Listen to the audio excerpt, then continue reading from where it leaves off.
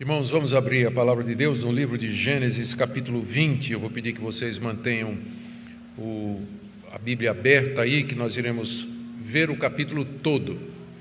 Então, nós iremos fazendo a leitura à medida que a exposição prossegue. Gênesis, capítulo 20. A história de Abraão, Sara e Abimeleque.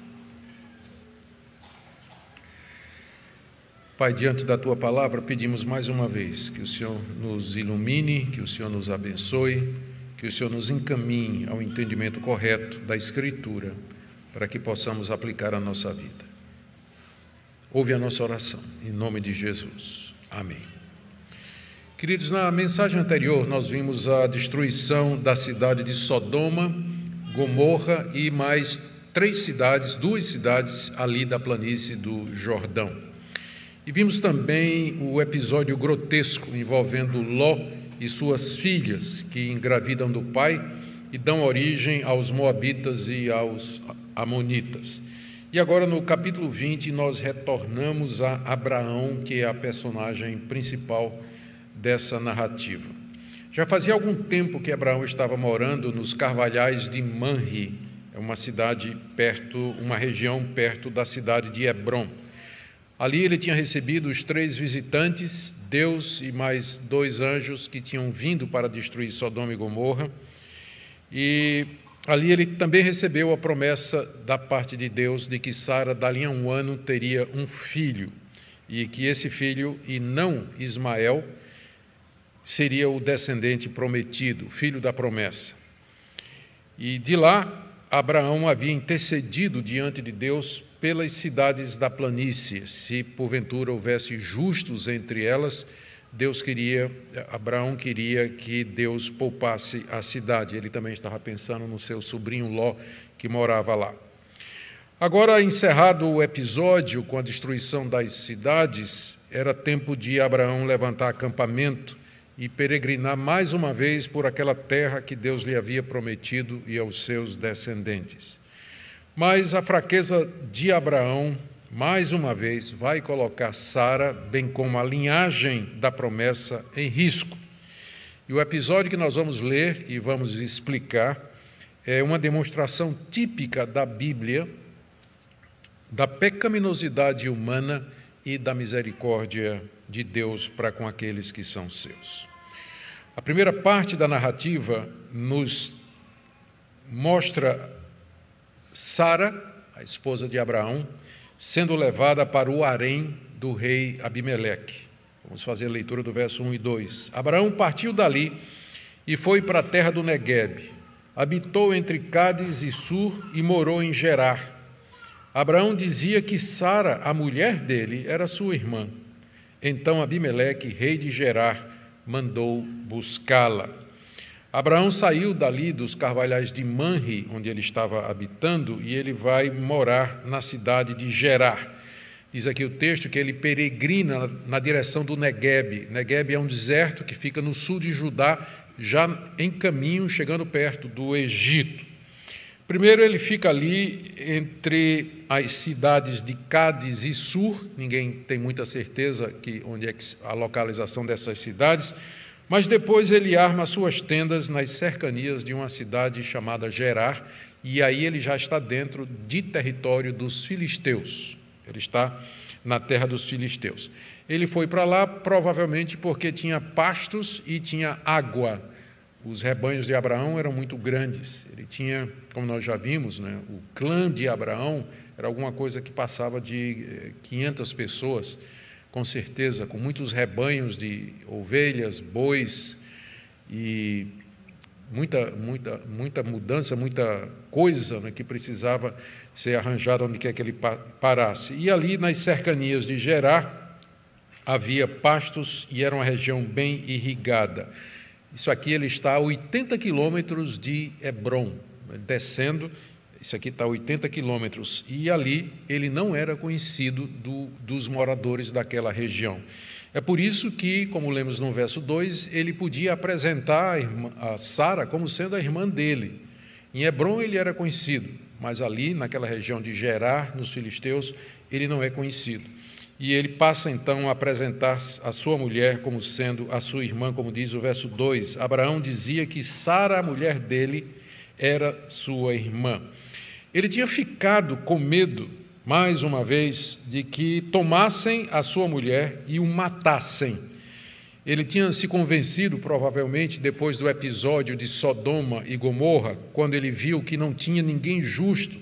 Ele tinha se convencido de que todos os moradores daquela região de Canaã eram ímpios e tão perversos quanto os moradores de Sodoma. Portanto, ao chegar ali na terra dos filisteus, o seu coração se enche de medo de que ele vai ser enfrentado ou vai ser hostilizado por esse pessoal corrompido e convencido de que poderia fazer o que quisesse, uma vez que não haveria ninguém temente a Deus naquela região. Ele então tenta se proteger, fazendo essa trapaça, contando essa mentira, e apresenta a Sara até ao próprio rei Abimeleque, provavelmente um título. Abimeleque, como o nome Faraó, era o rei daquela região. Ele apresenta a sua esposa como sendo a sua irmã, inclusive ao próprio rei. Mas note a ênfase do texto no verso 2, Moisés não deixa barato, né?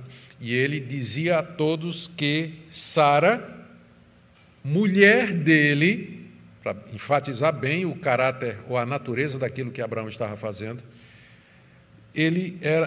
ela era a sua irmã. Ele já tinha mentido antes, e é isso que nos espanta no texto. Ele já tinha tido uma experiência semelhante quando desceu para o Egito. É o mesmo caminho, só que dessa feita ele parou em Gerar.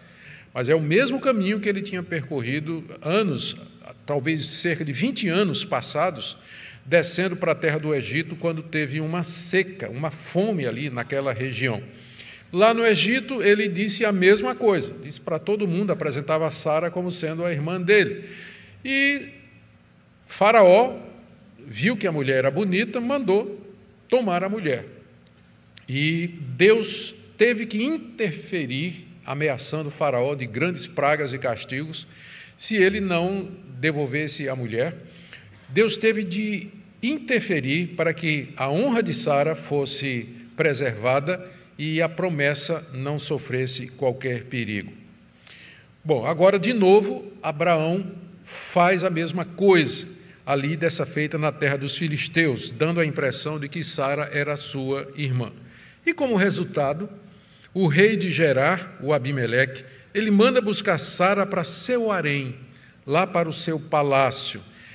A essa altura, nós estamos falando de uma mulher de cerca de 90 anos de idade. Então, há 20 anos atrás, quando aconteceu o episódio no Egito, Moisés disse que Faraó mandou buscá-la porque ela era muito bonita. Passados 20 anos, talvez o interesse de Abimeleque era político. Ele queria fazer uma aliança com esse sheik beduíno poderoso que era Abraão. Lembrem que o poderio de Abraão era tal que ele tinha derrotado, nós vimos isso no capítulo 14, ele tinha enfrentado e derrotado 4 reis da Babilônia que tinham descido para conquistar aquela reunião. Ele pegou o seu exército e esmagou aqueles reis e trouxe os espólios de volta para os cananeus. É aquele episódio em que aparece Melquisedeque. Então, era um chefe beduíno poderoso. E era interessante para Abimeleque fazer uma aliança política, e alianças políticas eram feitas através de casamento. Talvez seja essa a razão pelo que então, é sua irmã? Então tá bem, vamos fazer uma aliança aqui, e eu vou levá-la para o meu palácio, para o meu harém, e dessa forma nós estamos compromissados. É interessante que esse Abimeleque ele vai se tornar um dos principais aliados de Abraão daqui para frente. Daqui para frente, eles vão se tornar, inclusive, amigos. Nós vamos ver isso mais adiante. Mas, a princípio, talvez essa fosse a ideia. Temos que lembrar aqui que esses reis orientais, eles tinham seus haréns, ele tinha uma esposa e tinha um harém, onde ficavam as concubinas, geralmente sob a guarda de um eunuco, que tomava de conta lá. E eles costumavam tomar para si, os reis, as mulheres que eles quisessem, para fazer parte do seu harém. Mas havia um consenso no Antigo Oriente, de que os reis não tomariam para si mulheres que já eram casadas. E o adultério era visto como um crime grave numa sociedade que era extremamente patriarcal e familiar. Textos cananitas, inclusive o famoso Código de Hammurabi, descrevem o adultério como sendo um pecado gravíssimo e punido com a morte. Eu estou falando aqui de dois textos que não são bíblicos, mas que expressam o sentimento da sociedade do Antigo Oriente. Então, era alguma coisa que estava na sociedade daquela época, que o adultério era alguma coisa ruim. Naturalmente, havia razões pragmáticas, para isso. O adultério destruía as linhas de descendência, introduzia semente estranha na linhagem, depois tinha problema na hora de repartir os bens com os filhos gerados fora do casamento. Então, por todas as razões, a melhor coisa era preservar a família e não cometer adultério. Era essa a mentalidade daquela época. E o rei Abimeleque não pensava que estava fazendo isso quando ele, então, tomou Sara, que ele considerava que era irmã de Abraão, e a levou para o seu harém. Muito bem, esse o cenário em que o trama todo se desenvolve em seguida. Do verso 3 até o verso 7, Moisés nos narra que Deus não ficou satisfeito com a atitude de Abimeleque e que vem adverti-lo. Vamos ler do verso 3 a 7. Deus, porém, veio a Abimeleque em sonhos de noite e lhe disse: você vai ser castigado com a morte por causa da mulher que tomou, porque ela tem marido. Ora, Abimeleque ainda não havia se aproximado de Sara, e por isso disse: Senhor, matarás até uma nação inocente? Não foi ele mesmo que me disse, é minha irmã? E ela também me disse, ele é meu irmão. Com sinceridade de coração e na minha inocência foi que eu fiz isso. Deus respondeu-lhe em sonho: bem sei que com sinceridade de coração você fez isso. Por isso impedi que você pecasse contra mim e não permiti que você tocasse nela. Agora devolva a mulher a seu marido, pois ele é profeta, e intercederá por você e você viverá. Mas se não a devolver, saiba que você certamente morrerá, você e tudo que é seu. Você e tudo que é seu. Abimeleque pode ter agido de maneira inocente, mas isso não o isentava da responsabilidade. Ele estava tomando uma mulher que tinha marido. O seu desconhecimento, ele vai ser um atenuante, como nós estamos vendo aqui na passagem, mas de forma nenhuma o isentava da responsabilidade de ter tomado uma mulher casada e com a qual ele estava indo cometer adultério. Deus, então, aparece a Abimeleque em sonhos, como diz aí o verso 3. Deus veio, porém, a Abimeleque em sonhos de noite. É a primeira vez na Bíblia que nós temos o relato de que Deus usa sonhos para se comunicar. Ele já tinha se comunicado antes, várias vezes, mas ele fazia isso através de visões, de aparições, assumindo a forma humana, como foi no capítulo quando ele vem com mais 2 anjos destruir Sodoma. E é interessante de que a primeira vez em que Deus fala através de sonhos é a um pagão, o rei Abimeleque. Talvez porque entre os orientais, sonhos era a maneira costumeira pela qual os deuses falavam. E Deus, na sua grande misericórdia, ele se adapta e vem falar através daquele meio que era reconhecido até entre os pagãos, o que era reconhecido entre os pagãos, um meio de comunicação da divindade. Ele emprega esse meio para aparecer a Abimeleque numa noite. Isso deve ter acontecido cerca de 2 a 3 meses depois que ele tinha levado Sara para o seu harém. Nesse período, as mulheres do reino de Abimeleque tinham ficado estéreis, nenhuma tinha engravidado desde que aquela estrangeira foi levada, ninguém tinha engravidado. E o próprio rei Abimeleque, pelo que o texto sugere, ficou doente, e ninguém sabia por quê. Ninguém sabia por quê. As mulheres pararam de engravidar e o rei tinha ficado doente. Isso provavelmente tinha sido notado por todos, mas ninguém sabia a causa, até que Deus apareceu de noite ao rei e disse o motivo.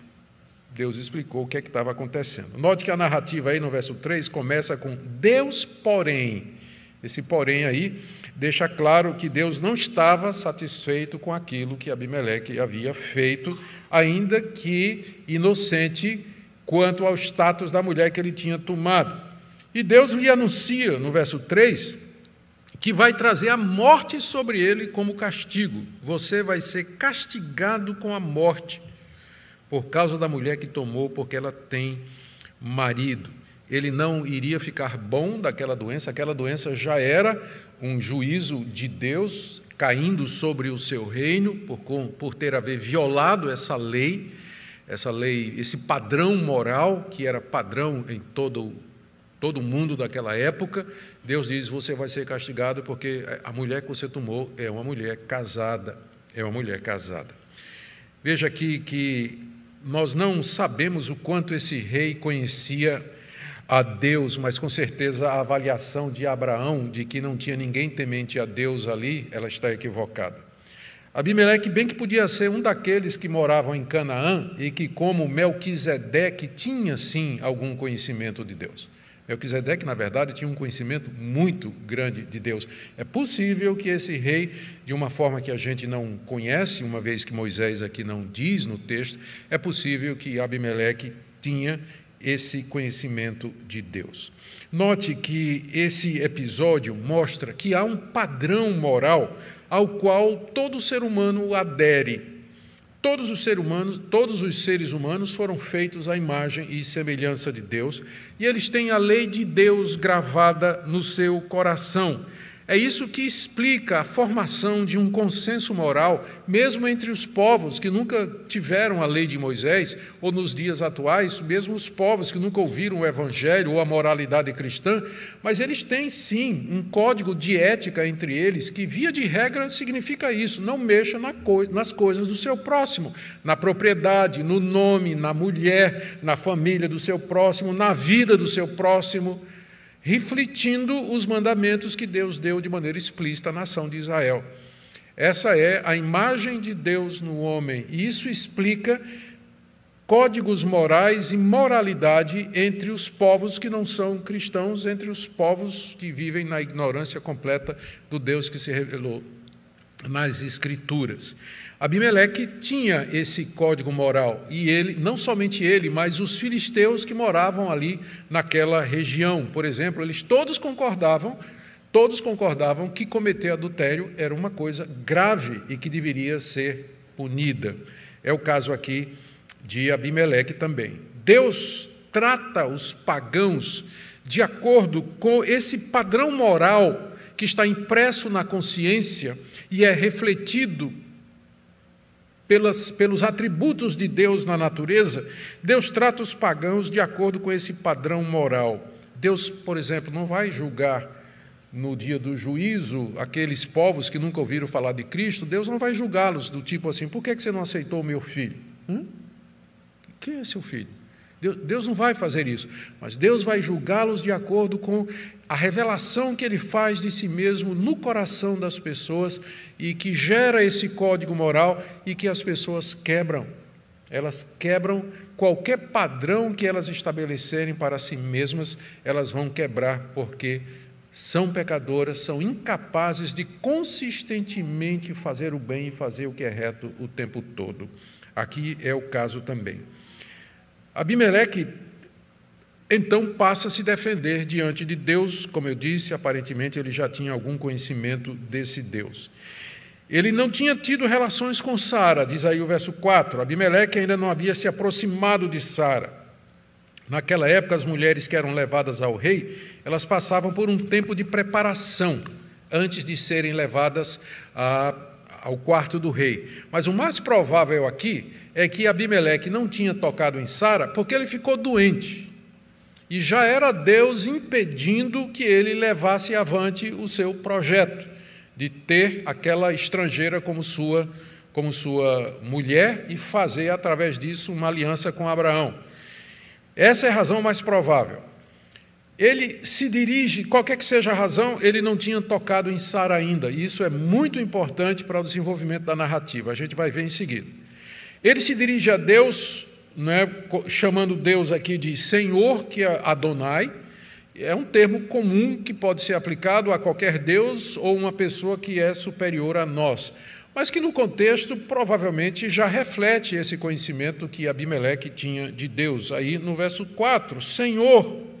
E aí ele começa a argumentar, e ele traz aqui 3 ou 4 questionamentos diante de Deus. Aliás, na verdade, 2 questionamentos aqui. Ele diz aqui, no verso 4, primeiro, matarás até uma nação injusta? Matarás até uma nação, traduzido aqui como inocente?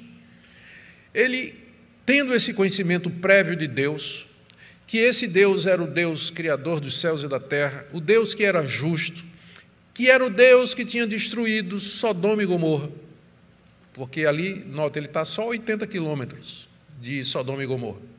Então, o episódio de Sodoma e Gomorra, com certeza, se espalhou por toda aquela região ali. Era o Deus que tinha destruído Sodoma e Gomorra. E talvez a palavra dele aqui reflete, nós não podemos provar, até conhecimento de que havia havido uma intercessão pelas cidades em nome da justiça, que foi exatamente o que Abraão tinha feito. Se tiver 10 justos na cidade, começou com 50, né? Se tiver 50 justos, se tiver 40, 30, e o tempo todo Deus dizendo, eu não vou destruir o justo com o ímpio. Esse era o Deus de quem Abimeleque tinha notícia. Por isso ele faz essa pergunta que remonta lá ao episódio de Abraão intercedendo por Sodoma. O Senhor vai destruir uma nação inocente? Uma nação justa? Traduzido mais literalmente, o Senhor é esse tipo de Deus que não tem justiça? O Senhor vai, porque nós não cometemos, não cometemos nada contra o Senhor. Aí ele continua, no verso 5, não foi ele mesmo que me disse, é minha irmã, e ela também me disse, é meu irmão? Ele aqui diz que havia sido enganado por ambos, não somente Abraão, mas Sara confirmou que era a irmã dele. E então ele protesta a inocência diante de Deus no verso 5. Com sinceridade de coração e na minha inocência foi que eu fiz isso. Ele tinha agido de boa fé, ele não sabia de todos os fatos, ele não tinha agido maliciosamente para tomar para si uma mulher que era casada, o que seria certamente errado. Abimeleque não está negando isso, ele apenas tenta se justificar daquilo que aconteceu. Deus então responde a Abimeleque, diz aí no verso 6, em sonho, talvez num outro sonho ou provavelmente naquele mesmo sonho. Deus assegura a Abimeleque de que tinha conhecimento disso, de que Abimeleque tinha agido com sinceridade. Verso 6, Deus diz, bem sei que com sinceridade de coração você fez isso. E ao dizer assim, Deus se revela como aquele que conhece o coração, como Deus onisciente, o Deus que sonda a mente, os propósitos e as intenções de todos, como nenhum Deus pagão do Antigo Oriente era capaz de fazer. Como os deuses dos filisteus não eram capazes de fazer, mas Deus se apresenta dizendo, eu sei disso, eu venho acompanhando o que está acontecendo. Eu sei que você não fez isso de má intenção, eu conheço a sinceridade do seu coração. E é por isso mesmo, Deus diz, que fui eu que impedi que você tocasse nessa mulher até agora. Eu impedi que você pecasse contra mim, ainda no verso 6, e não permiti que você tocasse nela. Se ele tivesse tocado em Sara, ele teria cometido pecado diante de Deus. Note que o desconhecimento do status dele não o isentaria da culpa. Se você tivesse tocado nela, se você tivesse tido relações com ela, você teria pecado contra mim. Mas eu evitei, eu não permiti que você pecasse contra mim. Mais uma vez, esse Deus mostrando a sua grandeza, a ponto de que ele guia, ele supervisiona os desejos e as intenções do coração e as circunstâncias, de maneira que, quando ele quer, ele evita o pecado. Quando ele quer, ele evita que uma pessoa caia em pecado. Especialmente quando, dentro daquilo que eu falei, ele sabe que esse rei pagão tinha um atenuante para fazer o que ele fez. Por isso, sabendo que Abimeleque tinha sido enganado por Abraão, Deus não permitiu que ele consumasse o pecado. Ele não fosse em frente com seus planos, o que o colocaria debaixo da ira de Deus e toda a nação. A misericórdia de Deus aqui para com esse rei pagão. Mas agora, Abimeleque deveria devolver Sara a seu marido, verso 7. Agora devolva a mulher a seu marido. A razão que Deus dá aqui é que ele é profeta e intercederá por você e você viverá. Mas se não devolver, saiba que você certamente morrerá, você e tudo o que é seu. Essa é a primeira vez na Bíblia que alguém é chamado de profeta. É a primeira vez que a palavra profeta aparece. E ela designa agora Abraão. Abraão é chamado de profeta porque ele era portador da revelação divina. Deus havia se revelado a ele, Deus havia se manifestado a Abraão como sendo o verdadeiro Deus. Deus tinha dado a Abraão conhecimento do seu plano, do seu projeto, de trazer uma descendência através de Abraão, na qual seriam benditas todas as nações da terra. O Evangelho havia sido anunciado a Abraão. As boas novas de um Deus que, através do seu povo amado, iria trazer o Messias, o Salvador do mundo, filho de Abraão, para abençoar todas as nações. Abraão era o portador dessa verdade, que é a mensagem central de toda a Bíblia. Era ele que estava encarregado por Deus de levar essa mensagem, passar adiante, preservar essa mensagem e anunciá-la. É nesse sentido que ele é chamado de profeta. Profeta é alguém enviado da parte de Deus para trazer uma mensagem da parte de Deus. E é nesse sentido que ele é designado assim. Ele é profeta. Significa também, não dá para deixar de perceber no texto, que o fato de que Abraão é profeta o coloca numa situação privilegiada diante de Deus. Deus é o protetor dele, porque ele está levando a mensagem de Deus. Ele é o portador da verdade de Deus. Então Deus o protege, Deus cuida dele. Por isso, Abimeleque devolve a mulher do homem. Porque senão você vai morrer. Você vai ser duramente castigado. Você vai ser duramente castigado. E ele diz aqui, Deus diz, devolva, pois ele é profeta e intercederá por você e você viverá. Essa doença aí que você tem, fui eu que coloquei para que você não fosse avante com os seus planos e tocasse na mulher. Mas essa doença é uma doença fatal e Abraão vai interceder por você, Abraão vai orar por você e você vai viver, você vai ser curado. Você vai ser curado através da oração desse meu profeta. Por isso, devolva a mulher dele, porque é para o seu bem você fazer isso. Ele está debaixo da minha proteção. Abraão não somente oraria para que Abimeleque ficasse curado, mas também pelas mulheres do seu povo, para que elas fossem curadas da infertilidade. Não deixa de ser curioso. Abraão tinha uma mulher infértil, e as orações dele nunca tinham produzido resultado durante 30 e poucos anos ou mais. Mas agora, numa única oração, ele vai curar uma nação inteira da infertilidade. Não deixa de ser ironia. O texto é todo cheio dessas reversões. O justo patriarca, homem de Deus, é o pilantra na história. E o grande herói é Abimeleque, um rei justo, temente a Deus, que não queria fazer o que estava errado e que prontamente obedeceu a Deus.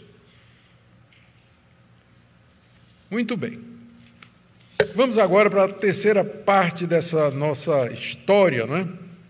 Capítulo 20. Vamos agora do verso 8 até o verso 13, quando Abimeleque, acordado do sono, ele parte para confrontar Abraão. Vamos ler do verso 8 a 13. Abimeleque levantou-se de madrugada, chamou todos os seus servos e lhes contou todas essas coisas.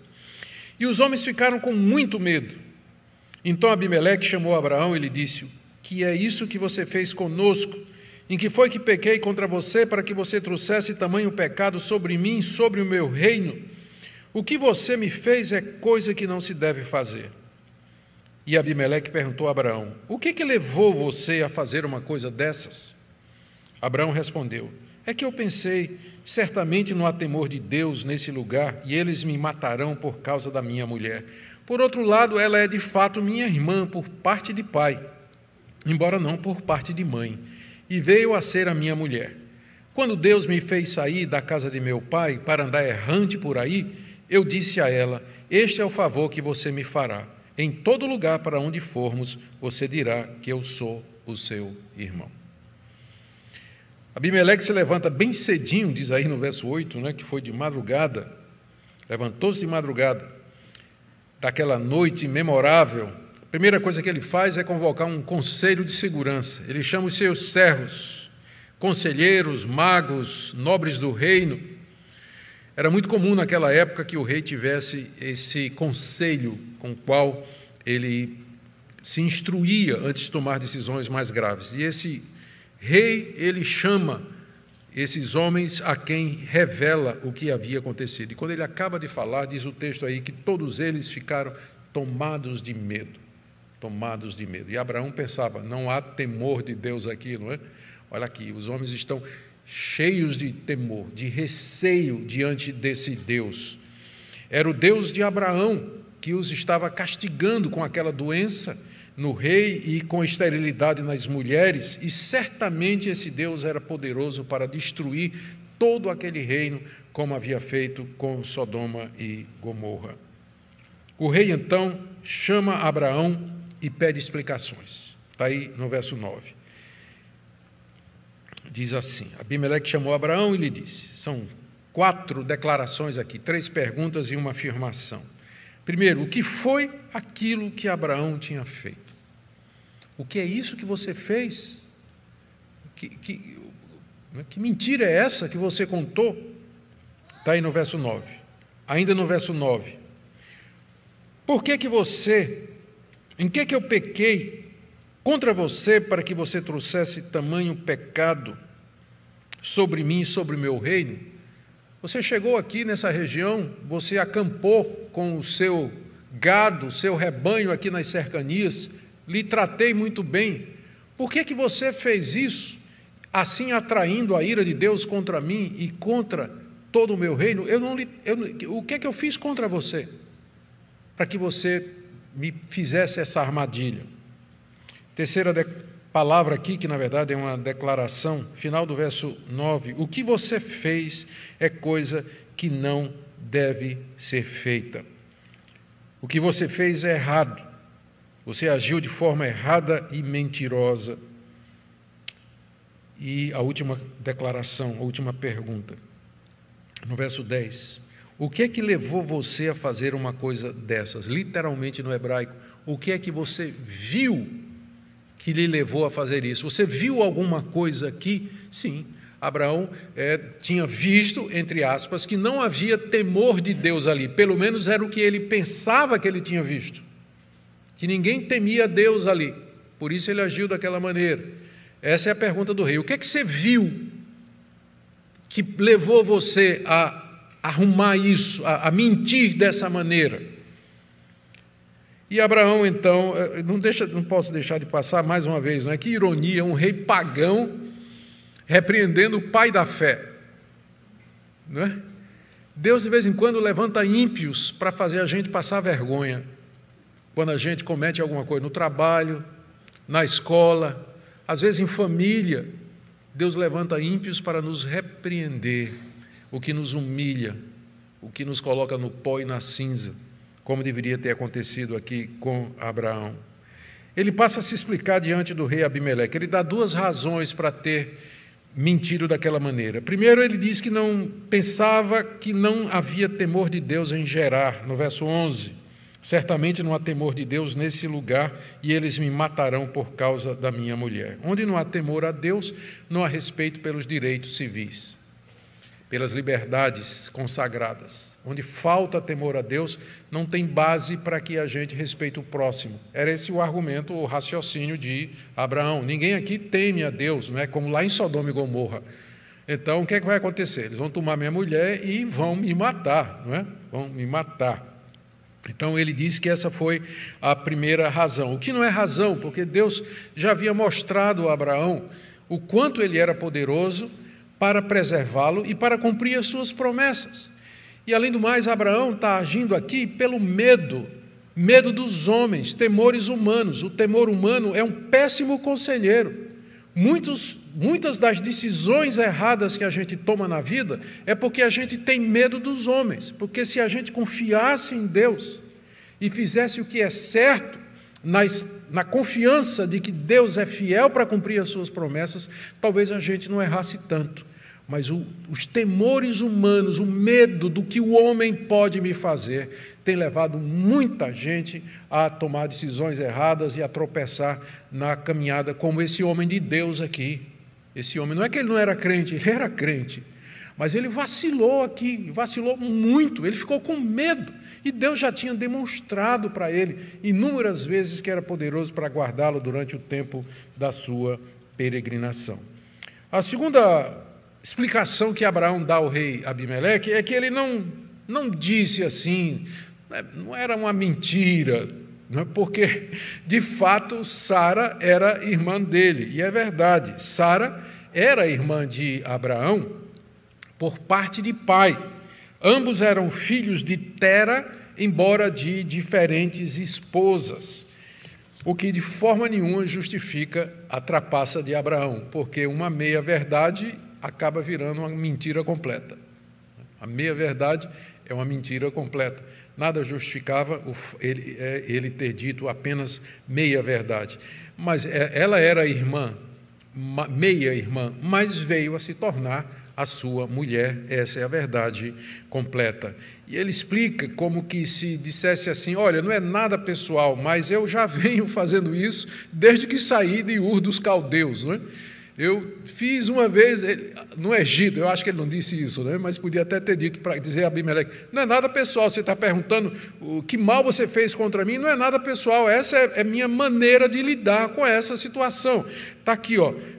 Verso 13, quando Deus me fez sair da casa de meu pai para andar errante por aí, eu disse a ela, este é o favor que você me fará em todo lugar, para onde formos, você dirá que eu sou o seu irmão. É como se ele dissesse assim, Abimeleque, pensa na minha situação, eu estava muito quieto lá na minha cidade, na minha casa, em Ur dos Caldeus, um dia esse mesmo Deus que apareceu a você, ele me apareceu numa visão, e ele disse que eu devia sair de casa, eu devia sair da minha parentela, da minha família, e que eu iria para uma terra que ele ia me mostrar. Eu nem sabia para onde ia, eu só sei de que eu ia peregrinar por aí, eu ia perambular por aí, e aí, olha, eu ia passar em países, ia passar por povos, ia passar por nações que não tinham conhecimento de Deus, gente ruim, perversa, e então eu tinha que me defender. Sara é uma mulher muito bonita, e se ela é agora, ela era muito mais, né, algum tempo passado. Então, imagine, essa é a minha situação, foi por isso que eu pedi esse favor para ela, para que onde quer que a gente fosse, ela dissesse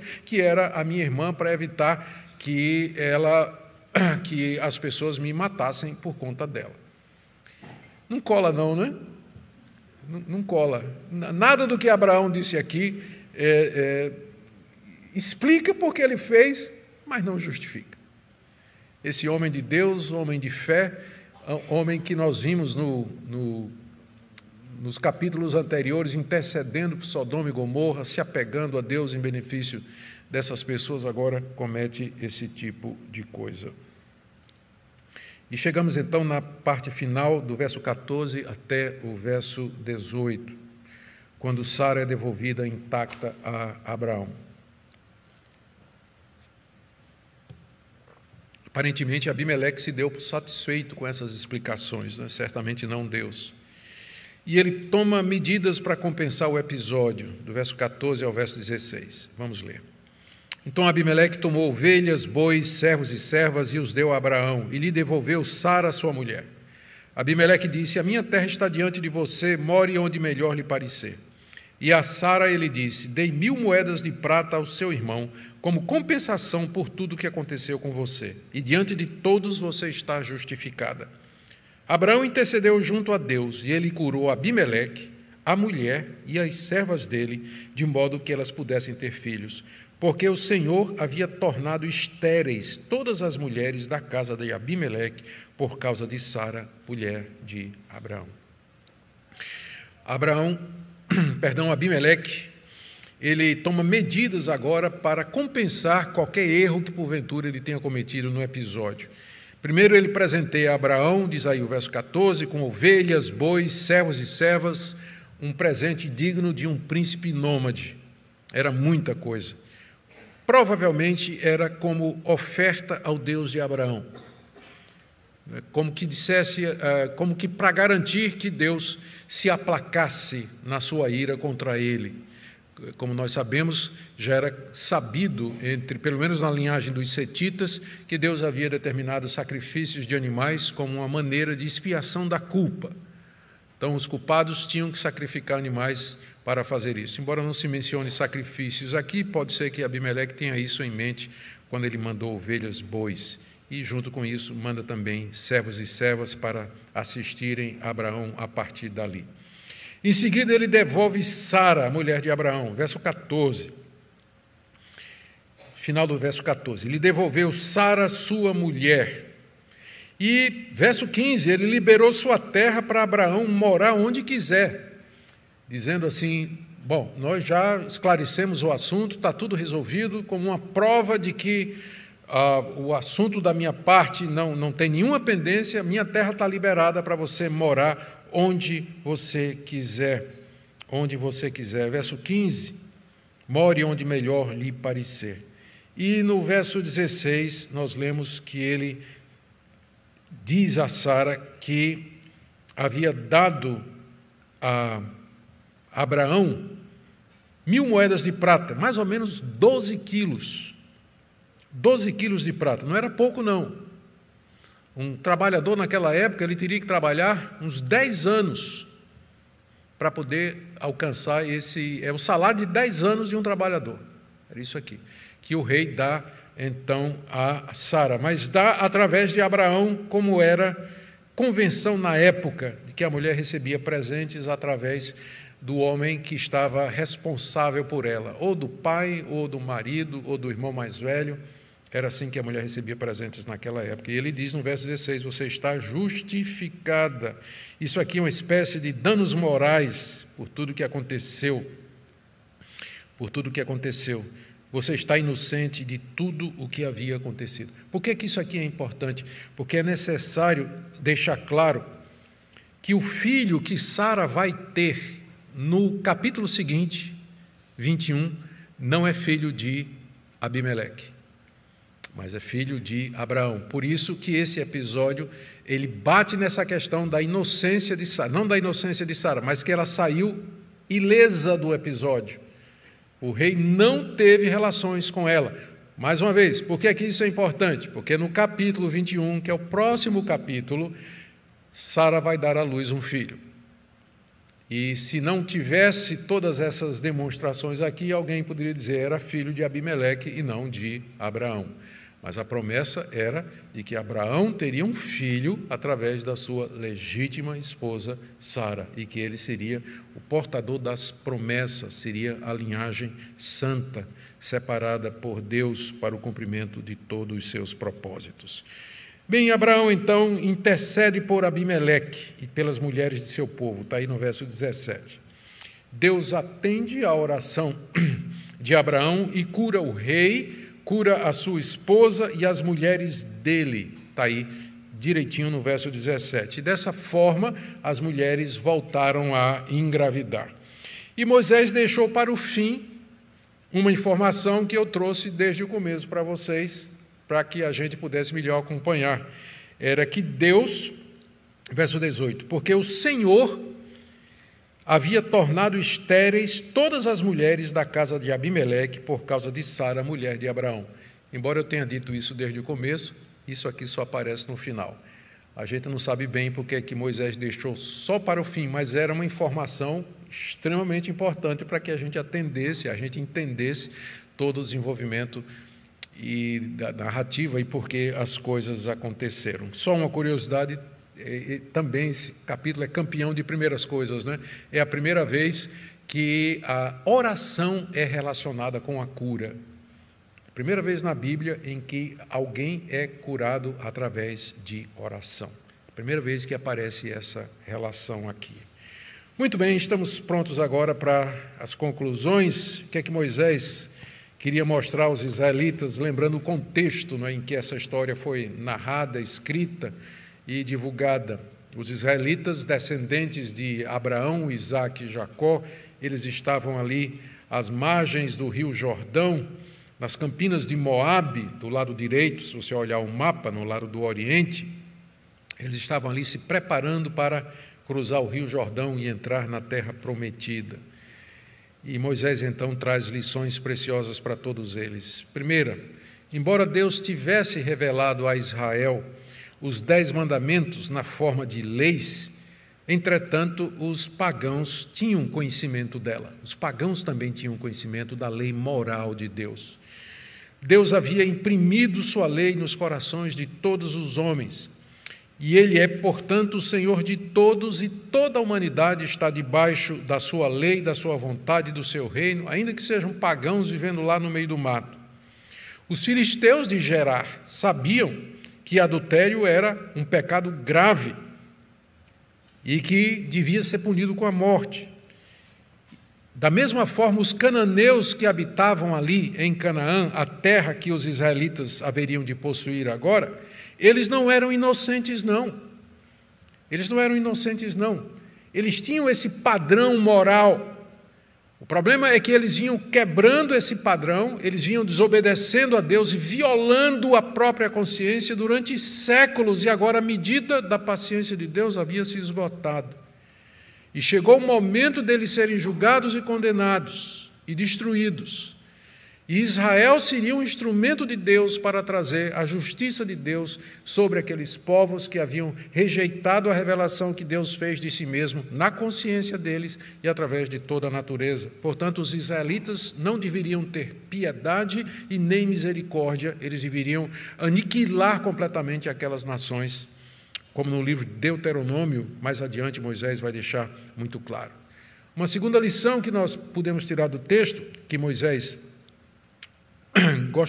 provavelmente queria ensinar também, era a fidelidade de Deus para com Abraão e para com o pacto que ele tinha feito com Abraão. Abraão está todo errado o tempo todo aqui. Entretanto, na sua fidelidade, Deus não abandonou seu profeta. Deus não abandonou na sua vergonha e no seu erro, mas Deus tomou todas as medidas necessárias para preservar o nascimento do seu descendente, a semente prometida. Ele protegeu o casamento de Abraão e Sara por amor às promessas. Apareceu ao rei filisteu, advertiu aquele rei filisteu, enviou uma doença que impediu que o rei consumasse relações com Sara, garantiu que Sara fosse honrada e justificada, vindicada diante de todos. Deus transforma as consequências do erro de Abraão em uma ocasião para se manifestar a Abimeleque e toda a sua corte, mostrar a sua glória. Era esse o Deus de Israel, o Deus fiel, o Deus misericordioso e compassivo com o povo da sua aliança. Era nesse Deus que os israelitas deveriam confiar e a quem deveriam obedecer em todo o tempo. Terceira lição tem a ver com o poder de Deus e sua misericórdia em ouvir orações. Ele curou a infertilidade das mulheres da cidade de Gerar e curou o rei Abimeleque mediante as orações de Abraão. No capítulo seguinte, ele vai curar a infertilidade de Sara. Ele é o Deus que ouve orações, que pode o impossível. E os israelitas jamais deveriam abandoná-lo por outros deuses. A terra que eles iriam conquistar era uma terra cheia de deuses, mas eram deuses falsos, eram deuses que eram fruto da elucubração humana. Eles jamais deveriam abandonar esse Deus que deu tantas provas de seu Criador Todo-Poderoso. E nós, queridos, o que é que nós podemos aprender aqui para nós? Eu imagino que o texto por si só, durante a explicação, já deixou implícita ou explícita algumas lições que a gente pode tirar, mas deixe-me destacar algumas coisas. Eu queria dar uma palavra para você que quer viver uma vida santa. Você que aborrece o mal, aborrece o pecado quer viver uma vida que agrada a Deus. Eu disse aos que querem isso porque existem pessoas que são membros de igreja, frequentam a igreja, nasceram do Evangelho, mas não têm nenhum desejo, nenhuma gana, nenhum ânimo, vigor de procurar uma vida santa e uma vida reta. Eu estou me dirigindo àqueles que têm. Veja como Deus impediu Abimeleque de pecar. Como nós vimos, Deus de tal maneira governa o mundo e as ações humanas, que ele chega mesmo ao ponto de, numa determinada situação, impedir alguém de pecar contra ele. Se ele impediu Abimeleque de pecar contra ele, ele também pode impedir você. Quanto mais você não deveria se apegar a esse Deus e dizer: Deus, eu não quero pecar, eu quero fazer o que é certo e o que é reto, mas eu sou um pecador, minha natureza é corrompida, eu não tenho forças, eu não consigo ser consistente. Então, assim como o Senhor impediu Abimeleque de pecar contra ti, me impeça, me ajude pela sua providência, pela sua misericórdia, mandando alguém ou criando alguma situação, mas não, é a mesma coisa que Jesus ensinou aos discípulos depois a orar: não me deixe cair em tentação. Não foi Jesus que ensinou isso na oração do Pai Nosso? É a mesma coisa aqui, é a mesma coisa. É a mesma coisa que Paulo disse, que Deus não permitirá que nós sejamos tentados mais do que a gente pode suportar, para que a gente não peque. Então é a esse Deus que você tem que se apegar. Suas forças são fracas, elas são insuficientes para você viver uma vida de santidade, mas Deus pode santificar você. Ele pode lhe dar o poder do Espírito Santo para quebrar a escravidão ao pecado, o círculo vicioso, o ciclo vicioso de pecado em que você tem vivido, e pode dar a você uma vida nova, uma vida diferente, uma vida santa. Então busque esse Deus, se apegue a Ele, para que Ele lhe livre do pecado, Ele dê uma vida assim. Agora, minha segunda aplicação é para aqueles que estão aqui ou me assistindo e que porventura estejam vivendo uma vida de imoralidade sexual. Eu sei que hoje é muito fácil fazer isso. É quase que natural as pessoas terem relações sexuais com namorado, amigo, gente que nem conhece, não é? Com a mulher do próximo, com o marido da próxima. A sociedade atual está se desfazendo dos últimos resquícios das leis morais e princípios referentes à sexualidade. Hoje em dia vale tudo. Mas, mesmo entre os cristãos, há os que acham que não tem regras. Mesmo entre os cristãos, há os que acham que isso aí, essas regras aí, faz parte da moralidade do cristianismo histórico. Deus não liga para essas coisas, Deus é amor, se você ama, tudo é justificado.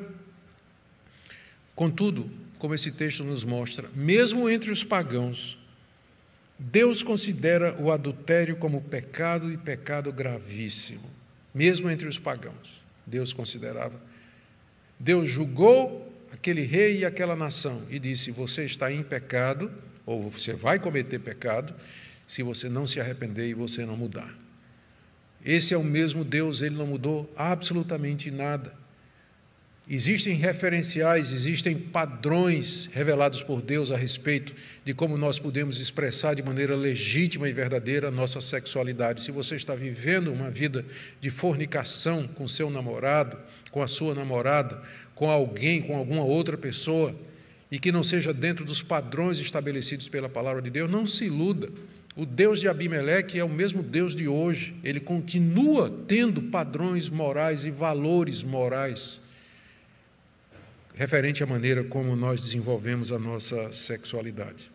Agora, eu tenho uma palavrinha também para aqueles que dividem a humanidade em dois grupos.